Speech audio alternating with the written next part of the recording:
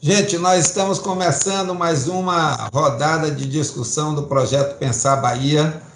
Hoje nós vamos ter a primeira rodada do tema do financiamento para o desenvolvimento com Tobias. Tobias é ex-Bahia Invest, agora vai galgar novos ares, novas institucionalidades, vai ter uma experiência mais ampla sobre a questão do financiamento, e ele vai conversar um pouco com a gente sobre as oportunidades de investimentos hoje para o processo de desenvolvimento, com ênfase na Bahia, evidentemente. E eu deixaria a Tobias livre para começar a fazer sua apresentação, e se você quisesse, Tobias, iniciar complementando aí a sua apresentação pessoal, a sua experiência, seria muito interessante. Tá bom? Tranquilo, tranquilo. Primeiro, um prazer estar aqui novamente, falando com vocês da SEI, do Pensar Bahia, Edgar. E realmente, eu estava na Bahia Invest, né, que é uma empresa SA do governo, em que o governo do estado é o principal acionista.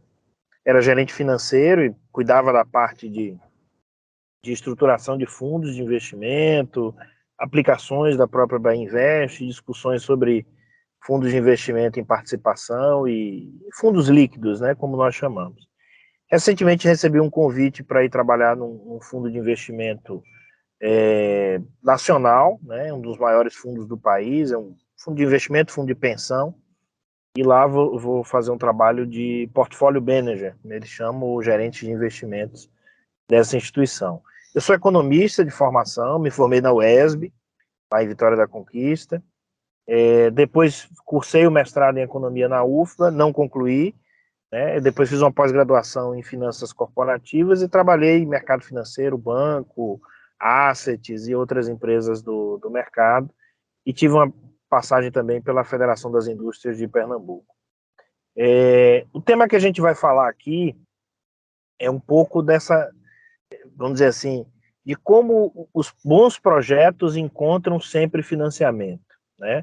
No Estado e na iniciativa privada, a gente sempre escuta dizer, olha, as fontes de financiamento são escassas, né? Isso é uma meia-verdade. De fato, você tem restrições de financiamento em relação a custo, de país para país, às vezes de região para região, mas bons projetos sempre encontram financiamento. A dificuldade é ter esses bons projetos, né? Na iniciativa privada, esses projetos são, como é que eu posso dizer, permitem que mais fontes amplas de financiamento cheguem a ele, né? É possível que você tenha um fundo de investimento apoiando um projeto privado, você tenha um grupo de investidores, investidores anjo, capital semente, enfim, uma série de estruturas do mercado privado e em paralelo com o mercado de capitais que permite fonte de financiamento. Pode ser participação, né, de empresas, ou seja, um grupo de investidores por meio de um fundo compra uma participação empresarial, ou pode ser por meio de dívida, né? A participação nós chamamos de equity e dívida nós chamamos de debt ou emissão de dívida, né? Eu fiz até uma pequena introdução na apresentação com alguns dados que mostram o volume de dívidas hoje do mundo, né, em termos globais, e como isso supera muito o PIB, né? Ou seja, a quantidade de emissões de dívidas privadas e corporativas. Temos também a parte de dívida de governo, né? E aí, no caso do Brasil, mais especificamente, as dívidas concentradas na União, mesmo as dívidas estaduais precisam de aval da União para que elas aconteçam. Então, você tem um nível hoje de endividamento da casa de quase 80%, 84% do PIB do país, né? Esse número varia um pouco, depende do crescimento, mas é um endividamento considerado relativamente alto para um país emergente, isso pode ser discutido, a métrica, a forma, se é dívida bruta, dívida líquida, né? E até chegar nos endividamentos das pessoas e das famílias, que em algum caso isso também compromete a renda nacional, enfim. Então, essa é uma pequena introdução sobre o mercado de dívida e o mercado de equity, que é, no fundo, o mercado de financiamento, né? Então, vamos imaginar que a gente tem um projeto aqui na Bahia, e aí tomando por exemplo, em que a gente quer financiar a inovação na Bahia, né? Você pode criar uma estrutura pública, 100% pública, e fazer isso com aporte do Tesouro Direto, né? Tesouro Direto, que eu digo, o Tesouro Estadual, a Cefaz, ir lá conseguir um recurso, ter bolsas, investir em inovação, ou você pode trazer uma estrutura privada, né? Num formato híbrido, na verdade, em que você traz agentes privados, tendo um agente público, né? E aí dando o exemplo da FAPESB, por exemplo, você pode ter a FAPESB criando um fundo de investimento em participação, ela colocar um dinheiro e você trazer outros apoiadores privados para criar um fundo maior e você fazer investimento em inovação. Claro que a característica de um investimento e de um fundo que tem recurso privado é uma característica mais de retorno do investimento, né? Ele não tem só o objetivo social, ele precisa ter um retorno e precisa ter uma taxa que seja atrativa para quem financia. E aí é que entra a grande diferença, talvez, dos financiamentos, é a questão da taxa de juros, né? Se você pensar num financiamento de um fundo europeu ou de um fundo até americano, ele geralmente tem um custo de capital menor, né? Porque as suas taxas básicas de juros, até então, são menores do que a taxa que a gente aplica aqui no Brasil. Então, é muito mais fácil conseguir um recurso que espere um tempo maior e que trabalhe com a taxa de retorno menor do que o que a gente aplica aqui, porque aqui a gente tem taxa básica, né, acima de 13%, e isso, vamos dizer assim, seria o piso para você fazer uma alocação de dinheiro em um projeto que dê uma viabilidade. Agora, existem outras fontes de financiamento que não necessariamente cobram retorno financeiro. Isso é que é importante, principalmente para a gente, vocês agora que estão no setor público, quem está nos ouvindo, né? Essas fontes de financiamento que não são necessariamente atreladas a retorno financeiro, elas podem ser interessantes para desenvolver projetos em N áreas com foco em retorno social, né? Se você pensar em um fundo que tem uma taxa de atratividade mais baixa, ou que pensa em retorno, né? Por exemplo, contrapartidas ambientais, contrapartidas sociais, e não necessariamente o retorno financeiro, é possível que você consiga captar dentro do escopo daquele fundo, né? E fazer o projeto viabilizar. Na apresentação que enviei para Indigar, e aí peço desculpa que eu não tenho como compartilhar aqui, eu trouxe 3 fundações, se não me engano, 2 americanas, em que é possível você entrar no escopo da fundação, e aí acho que foi a Ford Foundation e a Bill e Melinda Gates Foundation, que agora é Gates Foundation, em que eles investem em ações ambientais, por exemplo, em que não tem uma contrapartida financeira, né? Você pode conseguir esse recurso, aplicar dentro do escopo do edital ou do chamamento para você obter o dinheiro, e você ter um retorno social, o retorno que o projeto tende, que o financiador tende a colocar no seu escopo, né? Nós fizemos isso também com alguns financiamentos, isso eu particularmente, do Departamento de Estado, em que a gente tinha ações para pessoas de baixa renda, e aí submetemos um projeto em Salvador na área de inovação, então o dinheiro, né, vem e você tem que desenvolver ações sociais com aquele público específico, prestar contas e, né, você pode incluir capacitação, você pode incluir aula, você pode incluir compras de notebooks, enfim, e você ter esse recurso financiado para poder fazer face ao projeto. Então, existem várias formas de financiamento, desde as formas de privadas, só recapitulando, em que você tem o custo do dinheiro e atrela aquilo, até as formas de financiamento mais institucional, não necessariamente que atrelam retorno financeiro, mas que submetem-se aos crivos dos projetos que eles entendem, esses agentes financiadores, como importante. Mandei também para Edgar, nesse material, uma relação, duas informações bem interessantes. Uma é um manual do Ministério da Economia, já atualizado em 2019, de como captar recursos no exterior, né? Então lá tem meio que um passo a passo. E enviei também, dentro desse material, as instituições internacionais que o Brasil, e aí governo brasileiro, Estado brasileiro, já teve acesso a financiamento, né? Então, lá tem uma série de instituições, Banco Mundial, BID, KfW alemão, enfim, várias organizações em que o Estado já teve algum tipo de relação, né? Banco japonês, enfim, banco chinês de desenvolvimento de construção, se não me engano. Então, você tem um rol de instituições e que são abarcadas por esse manual. E, claro, como só frisando, né? Toda vez que você quer buscar um financiamento ou um agente que vai te financiar, você tem que atender os critérios desse financiador, seja no BID, seja no BIRD, né? KFA, enfim, KfW, CAF, esses organismos multilaterais, você tem que se enquadrar um perfil mínimo para poder fazer face a esse recurso. Então, isso. Fontes de financiamento são diversas. A questão é qual projeto e qual formato desse projeto que eu vou submeter, né? Claro, se você conseguir ter uma interlocução, ter um agente que ajude nesse processo, alguém que já faz esse processo de financiamento, já tem experiência, né? O BID tem agentes financiadores aí espalhados pelo Brasil, são pessoas que dá para ter essa interlocução. Enfim, eu acho que isso também ajuda no processo, né? No caso de captação internacional, ter Estados Unidos, por exemplo, ter o cadastro da Receita Federal Americana para poder receber o recurso que é oriundo de lá. Enfim, esses detalhes dos processos de financiamento e de captação, eles são importantes, né? Mas a pedra fundamental, ou seja, a condição necessária e suficiente é ter, de fato, um bom projeto, né? E aí o bom que se enquadre na ótica do seu financiador. Então, acho que isso são linhas gerais, Edgar, do que a gente pode trazer aqui e falar um pouco dessa parte de financiamento e captação.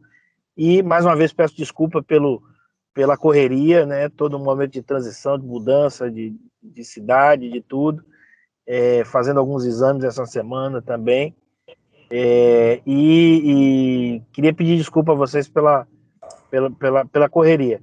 Mas estou aberto aí a perguntas, a questionamentos, e dentro da minha possibilidade, né, de conhecimento, ajudar vocês a falar um pouco sobre essas possibilidades de captação de recursos. Tobias, eu coloquei na tela aí, vocês estão vendo? Você está vendo? Estou vendo, tá bem Tá um pequenininho pouco aqui para mim, pequeno, porque eu estou no né? celular. Porque... Tem um arquivo em Word e um outro em PDF, em PowerPoint. Se você conseguir localizar. Tem um link que você mandou sobre arquivo investimento Fabasa e um consolidado estatístico ABRAP, tá certo? Ah, tá. Deixa eu só explicar um pouco esse e-mail aí.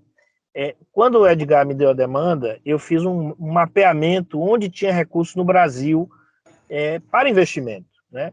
E aí o primeiro foco, claro, é a Ambima, que é a Associação Nacional dos Bancos de Investimento, né? Em que você consegue ver o totalizador dos fundos de investimento no Brasil.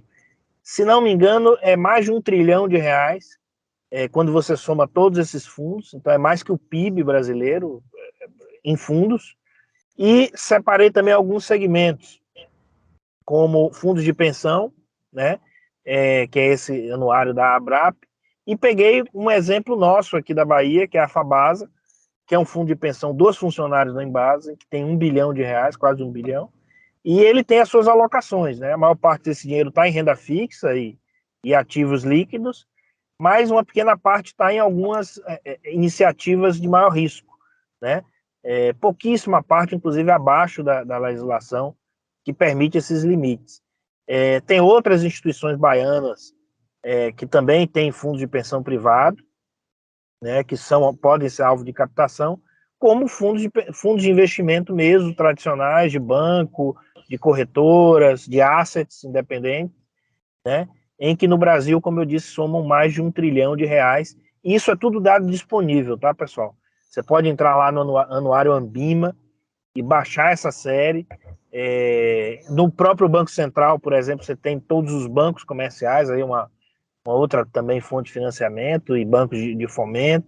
Enfim, os dados e acesso à informação, a quantidade, o quanto de dinheiro, está tudo disponível. Como eu disse, é ter um bom projeto e aquele que se enquadre à ótica do agente financiador. E esses recortes, Edgar, são muito para Brasil, tá? A parte internacional eu não coloquei, acho que nesse e-mail, mas tem muita coisa para Brasil aí e tem muito recurso também aqui. Perfeito.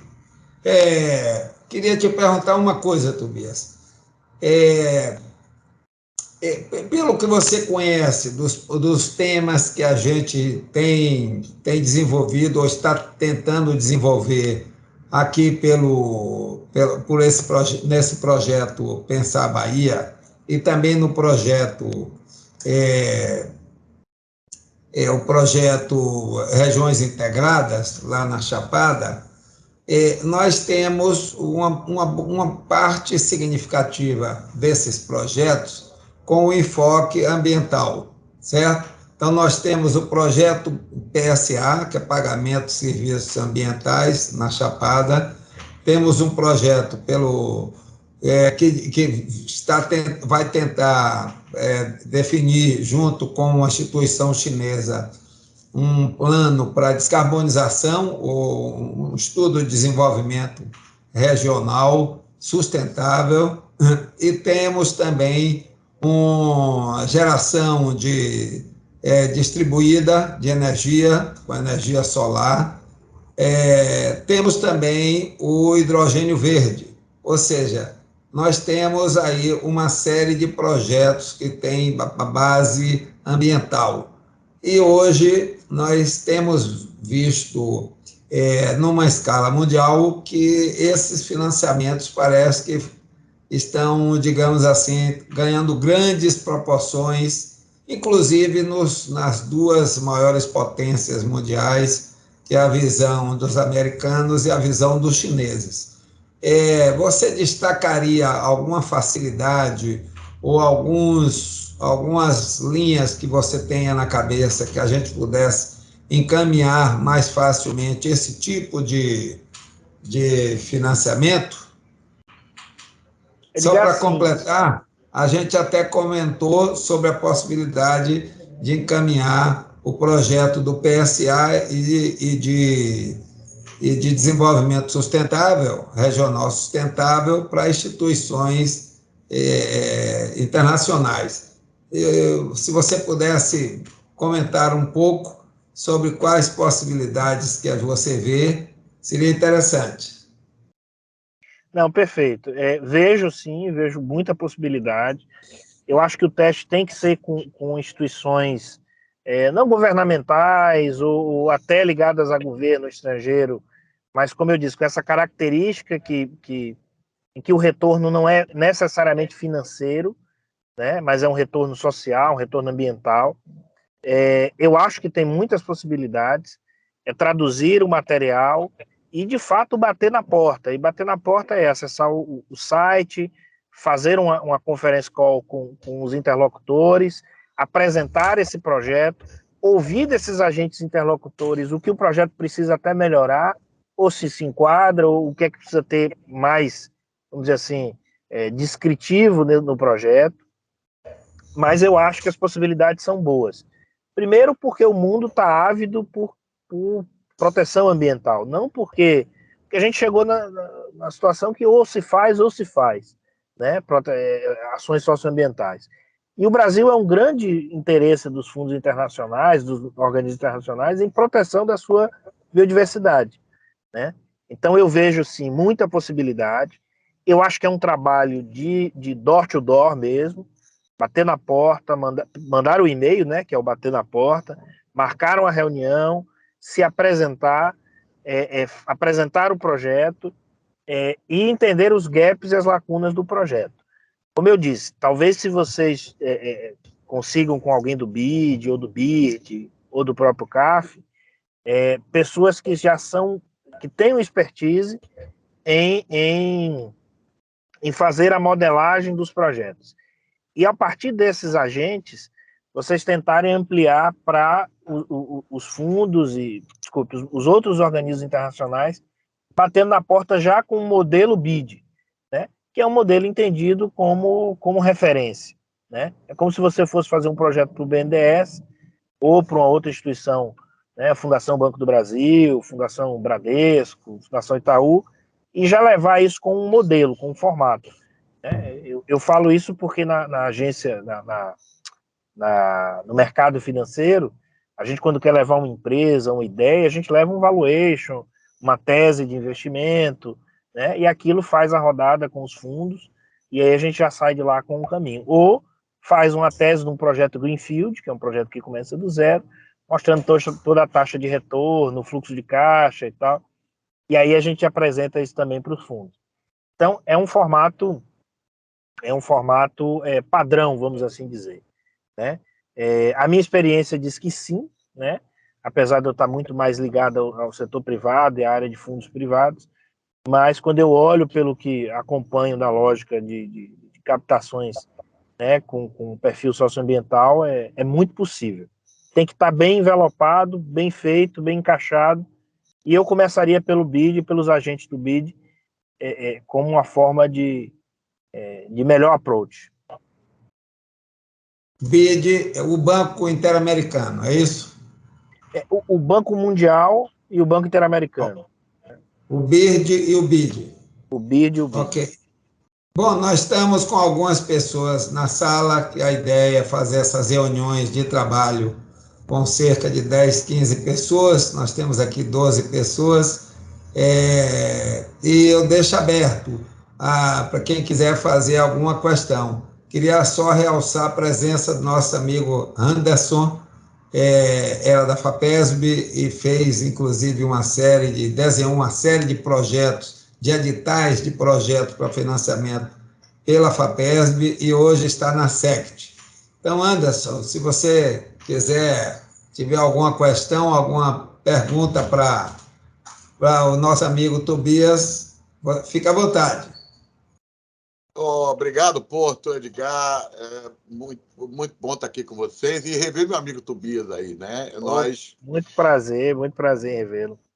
Nós tentamos, vocês não sabem, né? Mas nós tentamos, via Bahia Invest, criar um fundo exatamente voltado para a questão de apoio, né, a novas empresas, né, startups e tal do Estado, e através da FAPESB, e criar nesse fundo também condições para gerenciar os ativos de propriedade intelectual da FAPESB. Porque a gente gera ativo que a gente não sabe o que fazer com ele. O Estado não tem lógica, não tem resolução para isso. Ele não tem conhecimento nem que isso é um ativo, né? Inclusive, foi difícil convencer o nosso colega da Bahia Invest que era um ativo, né? Porque eles entendiam que ativo era só móveis, imóveis, né? Imóveis e tal. E aí a gente teve todo um trabalho de discussão, que foi rico dos dois lados, aprendi muito com o Tobias também, para exatamente eu explicar para ele quanto a PI era um ativo e ele me explicar como a gente podia transformar isso em fundo. Né? Infelizmente, a minha saída da FAPESB deu uma certa parada nisso, né? Mas a ideia não está morta. Né? Nós estamos discutindo com um procurador da PGE que está fazendo mestrado em propriedade intelectual, Profinit, né? E eu estou orientando ele com essa lógica do fundo. Né? Porque também precisamos de amarra jurídica, resolver as amarras jurídicas, que era o grande nó, e ele vai nos auxiliar disso, porque o trabalho dele vai estar voltado para esse fundo. Né? Então, assim, está dentro da temática, me desculpe me alongar, Edgar, mas é porque está exatamente dentro da temática proposta de captação e de modificação da lógica de pensamento. Né? Então, assim, não ter o Estado, e a gente sempre defendeu isso na FAPESB, é que não dá para ter pires na mão quando a gente pode captar. Né? Então, assim, você tem ativo com o próprio trabalho que você gera, e é preciso fazer com que esse ativo gere recursos para a própria pesquisa e para também o desenvolvimento de empresas, para que você fomente a economia baiana. Então, isso foi um trabalho que o Tobias fez aí, nós conversamos, não sei se ele já falou sobre isso, eu ia trazer um pouquinho para entrar, porque eu estava com uma outra atividade aqui, mas Eu acho que assim, também fico à disposição, se ele não falou, se vocês quiserem saber alguma coisa, eu pedir para ele falar, ou se tiver também que dizer alguma coisa para vocês aí sobre essa ideia. Chegou a estar bem costurada, chegamos a fazer um termo de referência, o Tobias foi o grande articulador desse termo de referência, mas não consegui me avante por conta do tempo, né? Acabou meu tempo na FAPESP, paciência. Bom, fique à vontade, Tobias, ou você, Anderson, para falar mais um pouco sobre essa experiência. Quem sabe a gente possa também criar condições aqui para puxar de novo essa discussão dentro desse tema do financiamento para o desenvolvimento, inclusive com procuradores, etc. Acho que nós temos que discutir muito essas questões.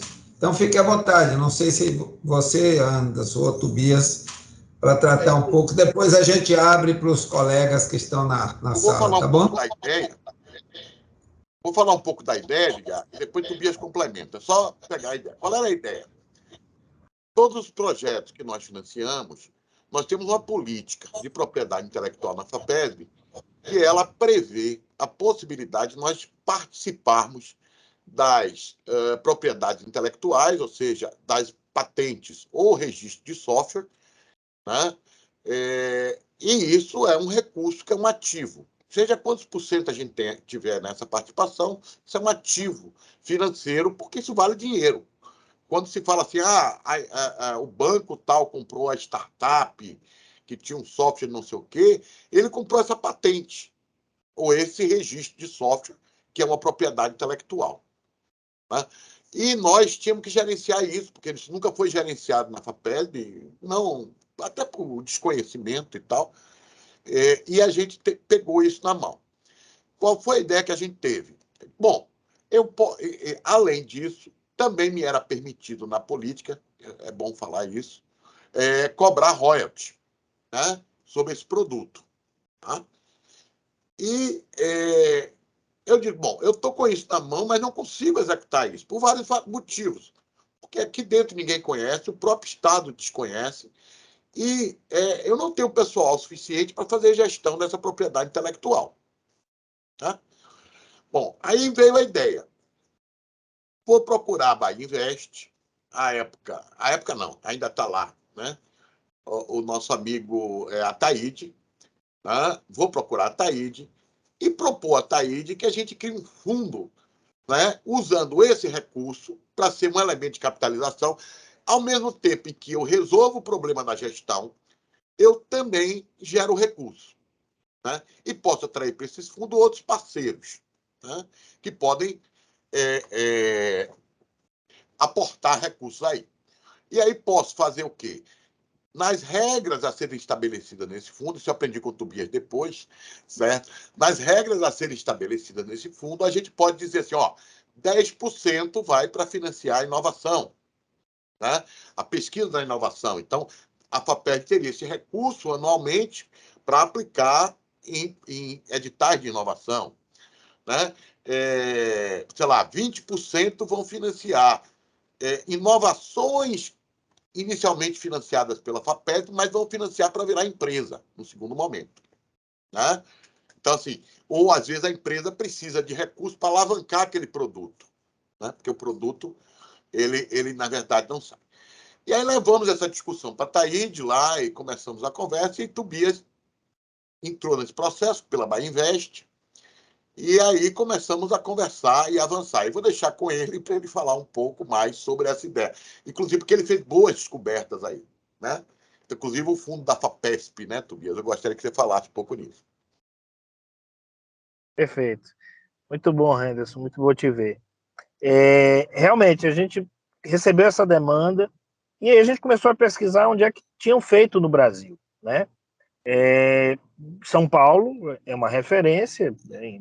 Quando se pensa em inovação financeira e pensa-se no Estado junto com inovação financeira, e a FAPESP de São Paulo tinha criado um FIP, que é o Fundo de Investimento em Participações, ou seja, não é no Estado, às vezes a gente usa muito o termo fundo, e o Estado faz isso, né? Ele tem um fundo de desenvolvimento tal, ele recolhe um tributo e direciona para aquele fundo.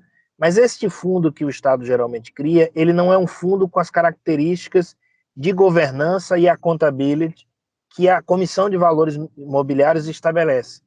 Então, um fundo que tem as regras CVM, ele tem um grau de transparência para os investidores, né, muito grande. O Estado tem o seu nível de transparência, tem todos os órgãos de controle, né, que estão sob o Estado, mas eu passo a ter um nível de accountability, de governança do mercado, né?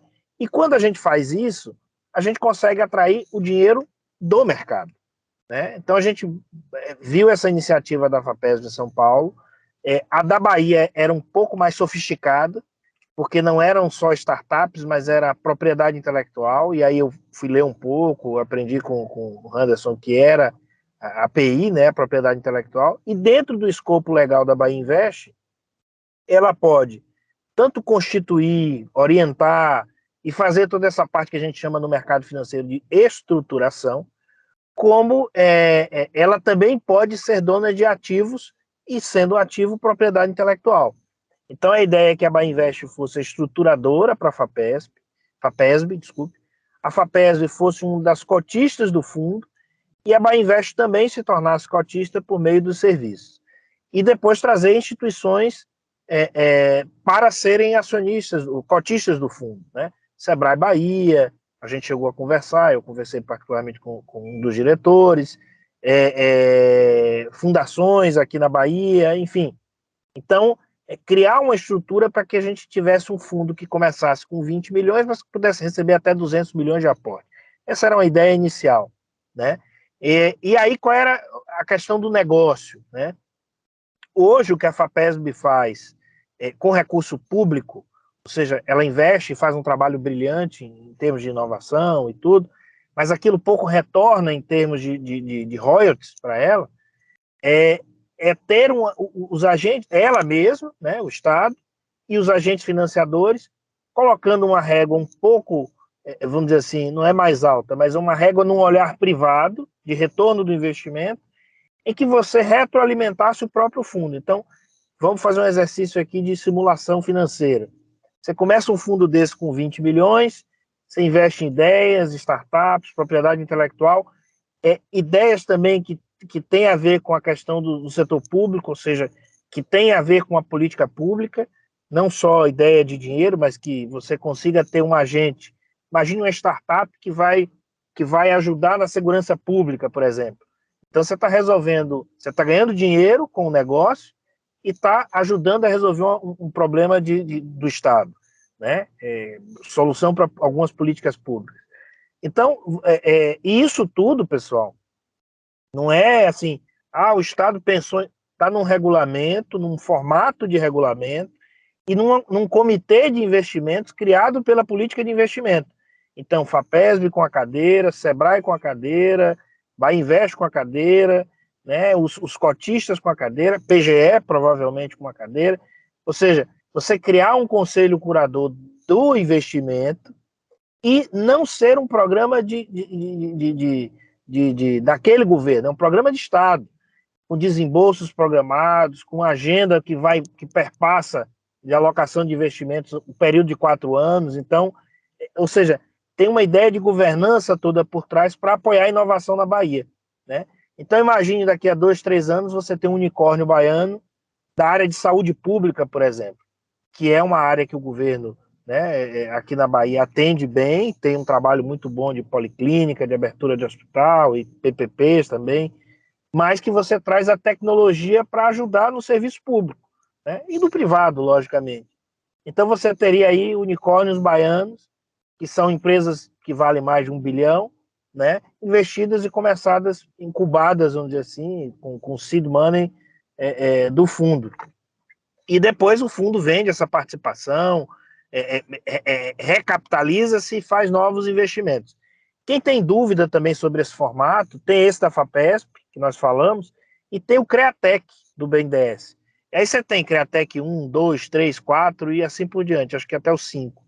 E só para vocês terem ideia da pesquisa que nós fizemos, no CREATEC do BNDES só tem uma startup baiana investida. Uma. que é uma empresa da área de consórcios. Pernambuco, por exemplo, acho que tem quase 30% dos recursos lá, né? E é um estado vizinho a nós aqui. Então, assim, eu acho que falta não só a busca por esses empresários, como esse incentivo, e a gente provocar esses empresários, esses inovadores, professores, pesquisadores, a trazerem as suas ideias para terem ações práticas para as pessoas, né? Então, de uma forma geral, a gente dando um overview aqui da ideia, foi o que a gente pensou, elaborou, isso está aí quicando ainda. Eu acho que é possível que isso aconteça, quem sabe no futuro próximo, mas no Estado você tem que fazer tudo com muita, vamos dizer assim, muito bem amarrado, muito bem feito, né? E aí trazendo PGE, trazendo os órgãos de controle, ouvir a universidade, ouvir os atores importantes, para que você crie uma política de investimento que esteja alinhada com a solução também de política pública, que eu acho que é importante para o Estado. Ok, Tobias. Anderson, você quer complementar alguma coisa? Não, colocar assim, ó, há uma questão legal hoje, a nova lei de inovação, a 14.315, né, agora de junho de 21, né, de junho de 21, ela traz, inclusive, um artigo que permite que a FAPESB possa entrar, ser parceira desses fundos, né? E a lei que criou a FAPESB já previa isso, quer dizer, previa já que a FAPESB poderia ter esse tipo de receita. Então, a gente não estava trabalhando com as coisas bem dentro da lei e é lógico que a gente precisa de arcabouços legais que nos ajudem. E hoje o Marco Viana, que é um procurador da PCT, que é a Procuradoria de Controle Técnico, ele tem nos ajudado aí, porque será o trabalho dele de conclusão de mestrado, exatamente essa montagem desse fundo, né, com essa proposta que a gente está tendo. Eu queria só complementar com isso e dizer, ó, é possível, a legislação está aí, a gente tem... O que precisa é a gente ter estudo, buscar direitinho para fazer as coisas certinhas, né? Mas eu acho que a grande perspectiva é assim. E eu, continuando no Estado, eu vou continuar insistindo nessa linha, não vou parar de sair. Muito bom. E a gente gosta muito disso, dessa sua alegria, né, Anderson? Alegria e vontade e capacidade de fazer. Muito legal. Gente, quem tá nos assistindo, alguém quer fazer algum comentário?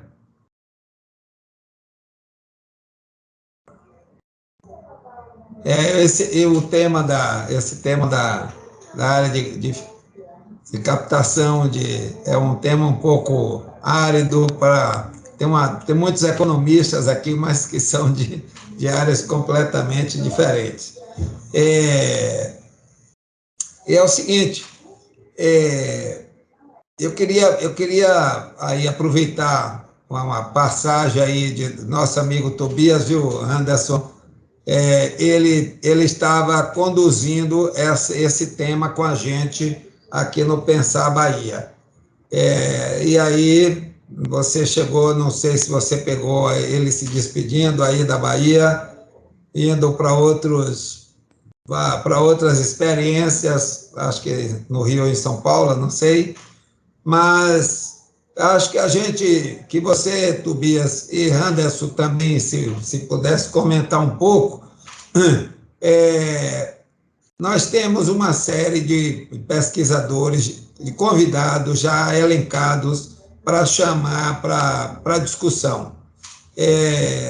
Mas eu queria ouvir de vocês quais digamos assim, os conselhos que vocês podiam dar por onde a gente dá prioridade a esses convidados e como é que a gente podia fazer articulação entre essas pessoas que já têm experiência nessa área e elaboradores de projetos, pessoas que estão trabalhando com projetos, como, por exemplo, o pessoal do SIDAX, o pessoal do Cimatec, o próprio pessoal da FAPESB, que nós já tivemos lá com o novo presidente, diretor-presidente, e foi muito receptivo para a gente, tal.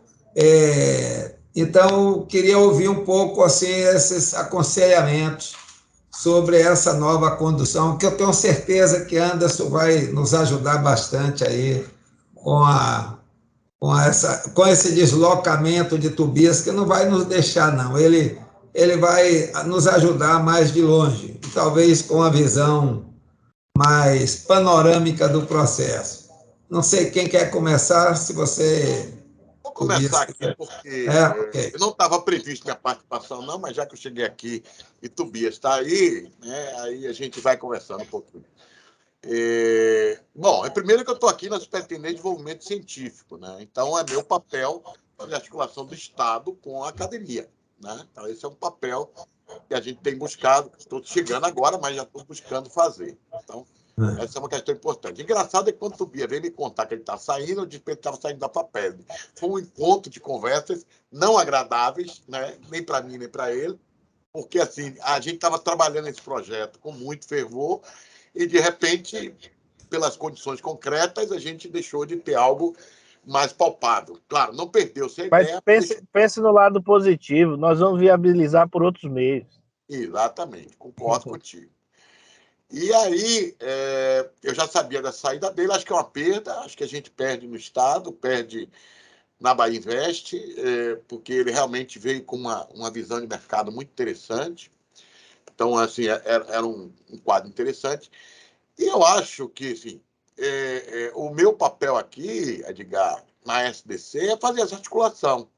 E eu queria aproveitar e trazer à baila, né, uma das últimas coisas que a gente deixou na FAPESB, que foi o programa Bahia Competitiva, e dentro dele tem um edital bastante interessante chamado INCIT, os Institutos de Ciência, Inovação e Tecnologia, ou Tecnologia e Inovação, a Ordem dos Tratores não altera o viaduto.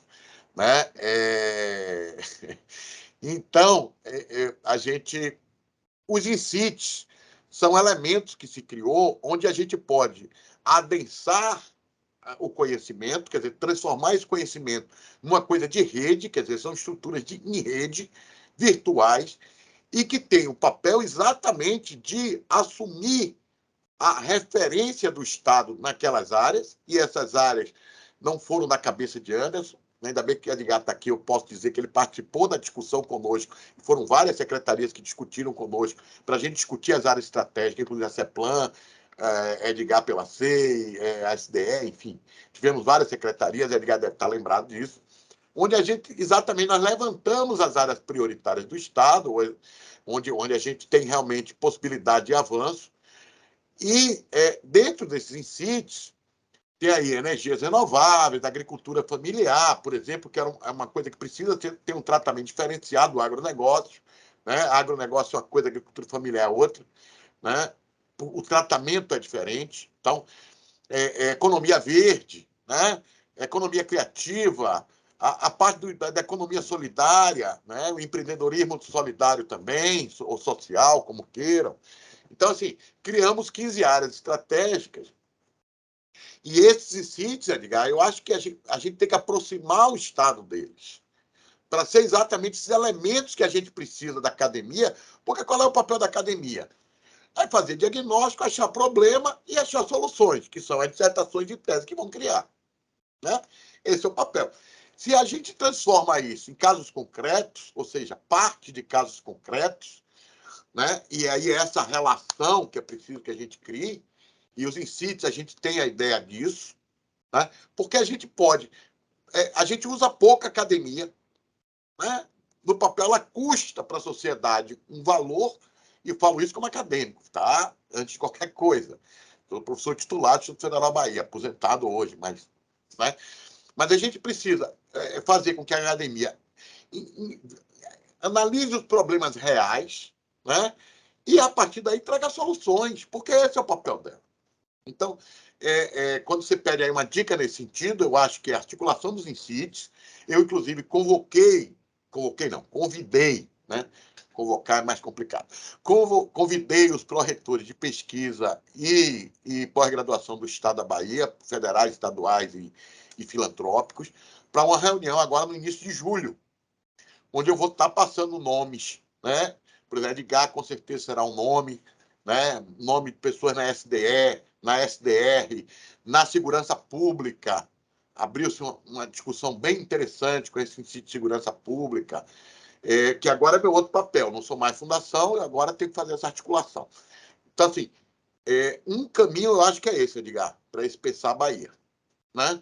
É a gente trazer esse povo para o lado e fazer com que eles nos ajudem a pensar os problemas reais, porque esse é o papel deles. Então, se é para trabalhar numa dica, é isso. Você sabe que vai um nome que eu vou indicar para lhe procurarem, né? Pela sua história, pelo trabalho que você vem fazendo, né? E outros colegas, que alguns você conhece, a maioria você conhece, mas que a gente possa trazer isso, trazer a academia para dentro, porque ela tem um custo para a sociedade, e a sociedade, cada dia que passa, ela precisa mais de ciência e tecnologia, né? Isso, a pandemia só fez demonstrar isso na prática, mas já era uma realidade palpável, ou seja, sem ciência e tecnologia não vamos para lugar nenhum. Nós vamos ser um país atrasado, que não vamos resolver nossos problemas, que vamos estar dependendo de soluções externas, né? Então precisamos avançar nessa linha. Então, eu queria trazer isso, já que você pediu assim, uma dica, trazer os INCITs, dizer aos colegas que estão presentes que se engajem nas suas áreas de atuação, né, nos INCITs, e a gente aqui na SDC, na Secretaria de Desenvolvimento Científico da SECT, a gente está à disposição, Edgar, para atuar em parceria com vocês, para trazer o pessoal da academia para trazer palestras, se for o caso, eu mesmo, do que eu possa conhecer, não conheço tudo, mas o que a gente possa conhecer, a gente possa trazer também essa discussão, e acho que esse trabalho que está fazendo aí é muito bom e precisamos avançar. Acho que é isso, já falei demais. Por favor, Anderson, as suas participações e as suas contribuições são excelentes. Nós vamos ter que conversar mais sobre isso agora, né? Tá certo? Nós temos uma programação aí de convidados, mas a gente pode reprogramar para inserir nessas discussões nossas aqui alguns desses representantes dessas INCITs aí. Eu não sei, você que dirá melhor quem pode ser e como é que podemos fazer, mas estamos abertos para isso. Nós temos até o mês de outubro para fazer essas discussões, e a gente queria fazer um relatório sobre essas questões, o que é que foi identificado de mais importante, e apontar caminhos para a nova gestão, né, do Estado, evidentemente. Tobias, por favor, o que é que você podia... Eu acho que excelente a contribuição do Henderson aí sobre pensar, né? Eu acho que é o que a gente precisa sempre. E minha dica é isso, Edgar, é ir começar pelas instituições de fomento e internacionais, não porque eles são melhores que as brasileiras ou que os brasileiros, de forma alguma, mas só pela questão do padrão. Porque se você começa num padrão Banco Mundial, Banco Interamericano, CAF, você fica apto a apresentar em qualquer lugar do mundo, seja para os chineses, para os franceses, para os ingleses. Então, e internamente você fala uma linguagem só. Eu começaria com essas rodadas, né? Pega o telefone, com certeza tem alguém que atende a Bahia, né, para os seus recursos, enfim. E tentaria essa interlocução com alguém de Brasília, que o Banco Mundial tem um escritório em Brasília, né? Acho que o BID também, e a CAF, e começaria essas rodadas de conversa, explicando os projetos, e aí tentando reduzir os gaps, né? Ou seja, o que é que nós temos e o que é que nós precisamos ter. E a partir disso, dessa construção, tentar apresentar, começar por um projeto, né? Porque fazendo um e bem feito, a probabilidade, a chance de você emplacar o segundo, já com o método, com o formato, é muito maior. Então, eu iria nessa linha, né? E depois, claro, uma vez feito com essas instituições, tentar passar para o setor privado e primeiro para as fundações privadas, né? Como eu disse, Rockefeller, Ford Foundation, Bill e Melinda Gates, e depois aí sim tentar os fundos que têm retorno privado, que é um pouco mais a linha do FIP de inovação e outros instrumentos que podem ajudar a inovação no Estado e outros projetos do Estado. Enfim, em linhas gerais seria isso. Ok, muito obrigado, Tobias. Bom, gente, a gente tem uma programação de conversar um pouco nessas reuniões em torno de 1 hora, 1h10, 1h15. Nós já estamos passando aqui de 1 hora. Eu abriria para quem tivesse aí aqui na reunião, para quem quisesse fazer alguma questão, alguma pergunta, senão a gente encaminharia lá agora para as finalizações.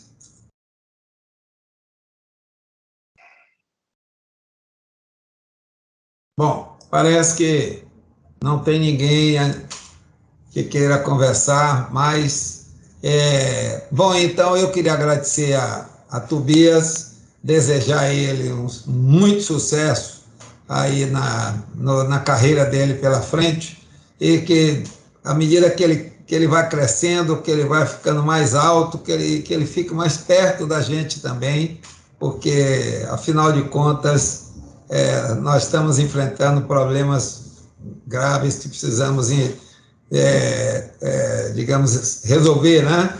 E, Anderson, eu acho que hoje aqui a gente ganhou mais um aliado, deixamos de ter uma muito perto, e agora o Anderson, eu acho que se aproximou bastante de nós.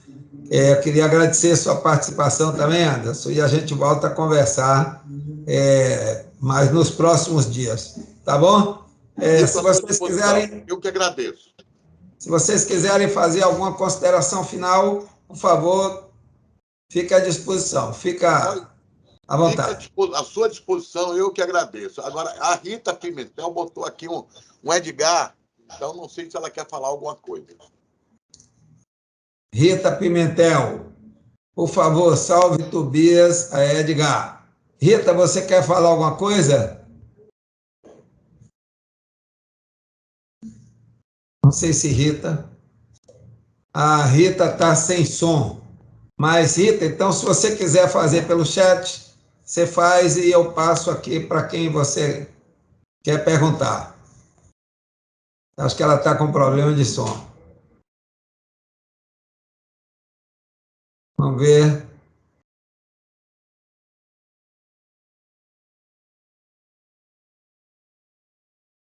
Não sei se ela está digitando. Aqui a gente não percebe se ela está digitando.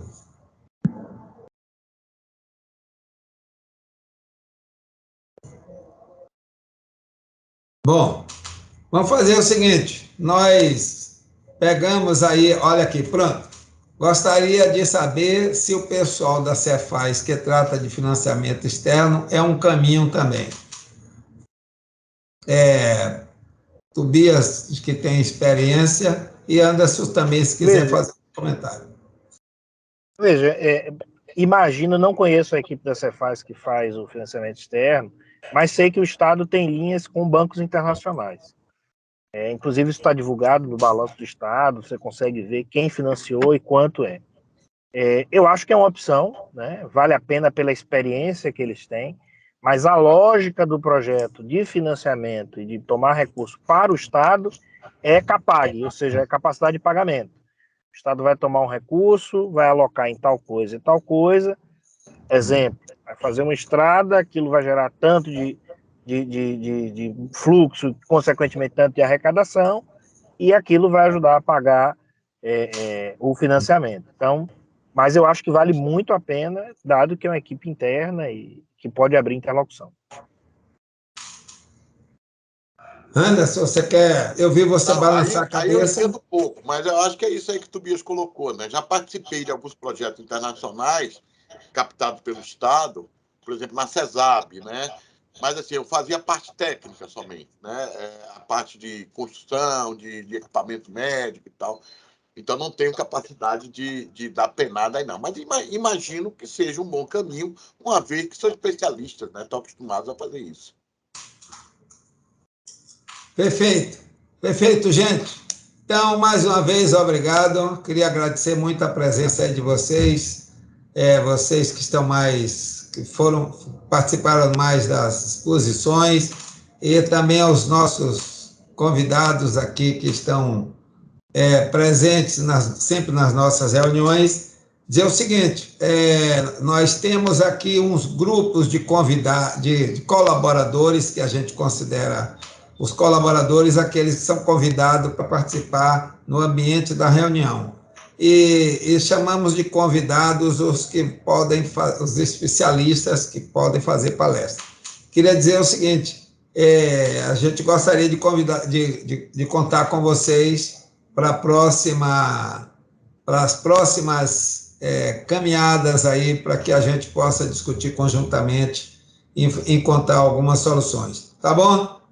Então, um abraço para todo mundo. Se vocês puderem abrir as câmeras aí para a gente fazer um print da tela, seria interessante. Entendeu? Bom, aí a Aline Santos, Cláudia, que é gestora, tem Bianca Costa, Davidson, que é o nosso editor de vídeos, é ele que gerencia aqui os quadros, etc. Gabriel, que trabalha também na área mais de logística e transportes, e tem mais algumas pessoas que não se dispuseram ainda a abrir a câmera, mas também nós não vamos tomar o tempo de todo mundo. Vamos, Bianca, Bianca que abriu a câmera, né? Bianca, você...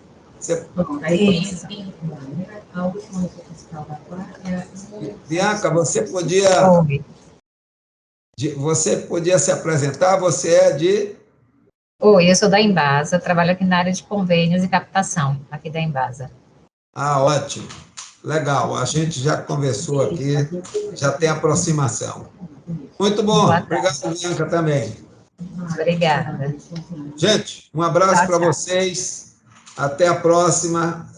Agora, no mês de julho, nós temos muitas rodadas aí programadas, e não vamos chamar vocês para todas, porque tem temas que vocês podem não se interessar, mas está disponível, nós vamos deixar disponibilizado uma grade de informações das rodadas. Tá bom? Um abraço. Tchau, Edgar, obrigado. Renzo, foi um prazer em revê-lo. Tchau, um abraço a todos. Contem comigo. Boa sorte, Tobias. Obrigado. Valeu. Tchau, tchau. Abraço. Abraço. Tchau, tchau.